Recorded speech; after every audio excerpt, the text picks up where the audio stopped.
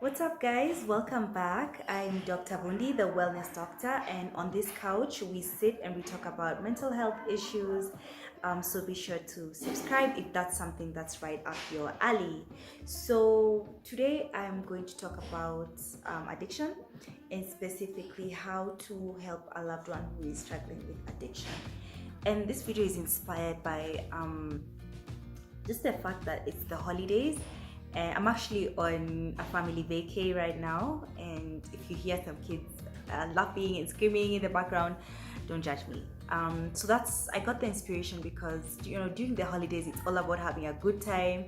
Like, don't get me wrong, I am all for having a good time and enjoying and parties and stuff like that. But during this time, it's such a trigger for people who've struggled with mental health issues, and specifically guys who've struggled with addiction.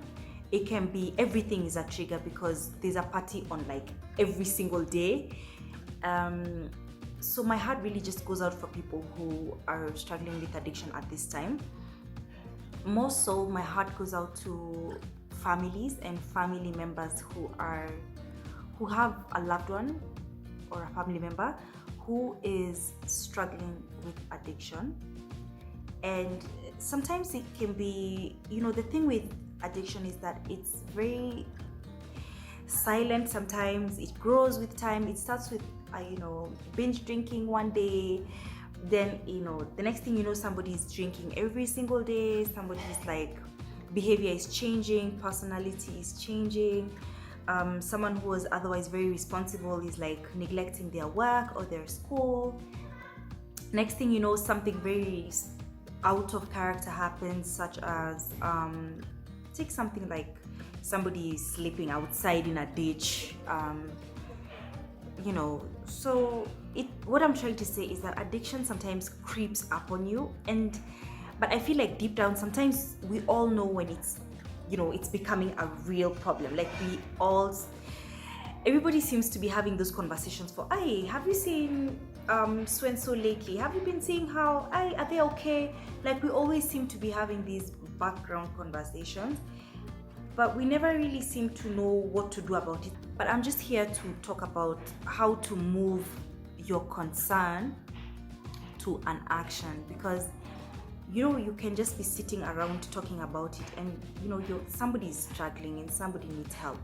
So this video is just going to equip you, give you some tools on how you can have an intervention for a loved one who has a problem with drugs and substances. And before I go on, I'd like to just talk about something that's a bit personal, and actually have had an intervention for a friend. I won't name and shame. That's not the point of my channel. Of course, I respect the privacy of the person.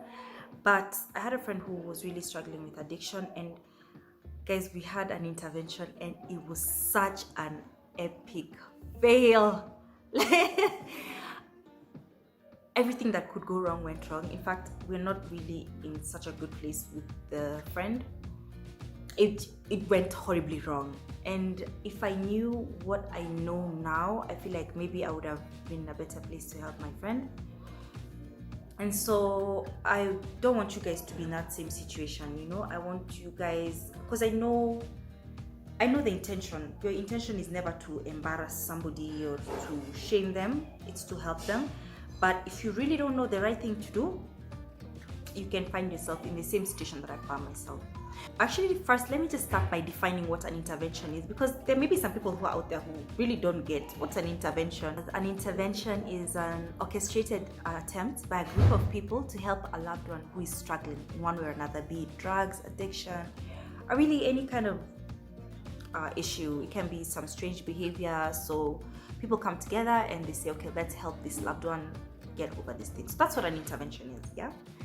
So if done correctly, it can be really helpful to some loved ones, but most interventions actually really go wrong, and they end up isolating the person. They end up with the person escalating the behavior, becoming worse. And so this video is here to help you to make sure that you are not in that position. So the first piece of advice I can give is who who gets to be a part of the intervention? Is it just anybody who feels affiliated to this person who can get to be in the intervention? And the answer is no. The number one thing that you have to make sure you have on board is a professional. So please get an addiction specialist, a psychologist, a psychiatrist to be part of the team to guide the whole situation. And whenever there's a third party on board, they act as a buffer so that even this other person doesn't feel like they are under attack. The professional will will give direction to the intervention, because sometimes these things can get really emotional. Like this can start, become like you lose track. The professional will always guide you and say, okay, so this is what needs to happen. It's structured, it's professional, it's guided. Yes, that's the number one thing that must be there with an intervention. If it's just a group of friends going to talk to a friend, that's not an intervention. It's actually like a heart-to-heart or a focused, I don't know, but like I highly do not recommend you just gang up a few of you guys and go and talk to your loved ones, because it's not going to work. Yeah. The second person who must be there has to be a family member, and I'll tell you why this is important. So family members are really important because, for example, if you're thinking about someone who has addiction and needs rehab, most of the time the people who pay for rehab are family members. So if they're not on board, and so you don't even have an action plan, you tell this person that they have an addiction problem, and then what? So at least if there's a family member on board, we can even start talking about, okay, if it's rehab, then they are always the rock of the foundation is always the family, if I can put it simply. So please always have a family member there. Get the family member who's closest to the person who is getting the intervention. Don't involve a family member who doesn't have a very good relationship with their person, because it's going to be kind of awkward. They'll feel like, why is this person who I don't really like here? Yeah, so try and get the person who's closest to the person who's getting the intervention. So that addresses the who. So what to do. So I'll give you a few tips on exactly what to discuss. Please have a structured plan. Don't go in there without knowing what to say, because as I said, emotions can tend to take over and you can't control it. So just have like a talking points. And the first thing I would advise is to avoid making the person feel like a villain. So avoid shaming terms. Avoid terms like addict. Okay, that's not the time. Avoid terms like thief, even if the person has actually, like, maybe, because the thing with addicts, sometimes they'll steal to be able to sell whatever they've stolen to be able to afford the drugs. Avoid terms like thief, abuser, avoid labeling terminologies. The second thing is avoid bargaining with the person. Don't issue threats. Don't say, if you don't stop doing drugs, I'll break up with you, because that puts you at a very manipulative position to this person. You seem like you're manipulating them. Don't issue any threats. Especially for people, if you're watching this video and your child is the addict, don't say, if you don't stop drinking, I will not pay your school fees. Because if this person doesn't stop drinking, then of course if you continue paying the school fees, then you look like you can't commit. You get it. Also puts you at a situation where this person will see, oh, you don't follow through what you say. Do not issue threats unless you're very ready to follow through on those threats. Don't do it. Another thing is, don't offer rewards. Okay, don't say, if you stop drinking, I'll take you on that trip that you've been wanting to go for, because again, it's manipulation. This person could stop drinking, they go on the trip, and then when they come back, boom, they're back to their old behavior. Don't bargain with the person. Don't offer anything, whether it's a threat or a reward. All right. The other thing that you should not do, please do not narrate shameful experiences. Right? Please don't bring back the past, especially if it's a very painful thing.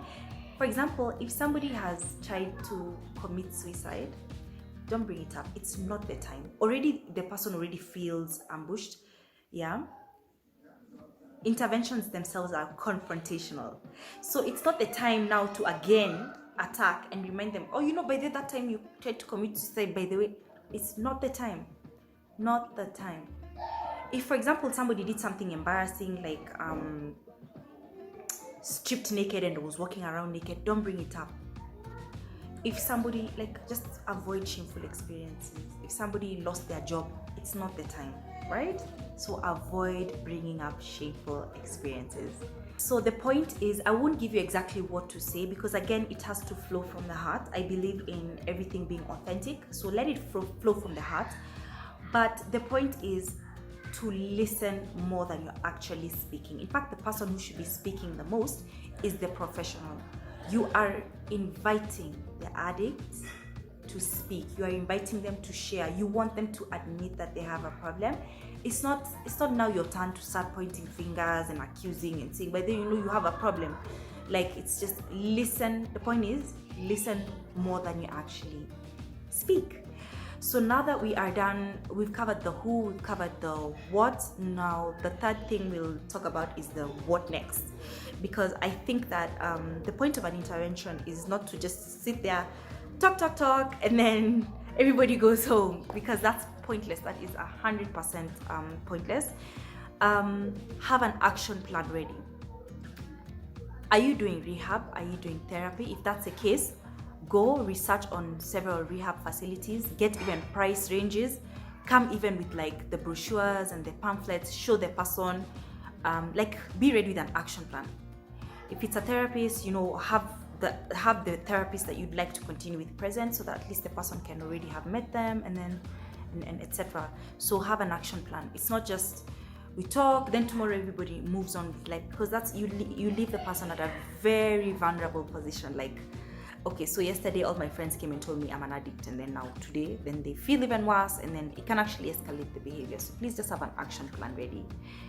Be even ready to go that very moment to take to the person to rehab if they accept, because if the person is willing to go to rehab after the intervention, you have to capitalize on that moment. You can't go to sleep and give the person a chance to relapse again and in the morning say, okay, no, actually I don't want. Be ready even at that point to take the person there and then. Like, it's all about the action. It's not about the words and the talking and the pointing fingers and the stuff like that. So I know they are pretty straightforward things, but I felt like it's an important conversation to have.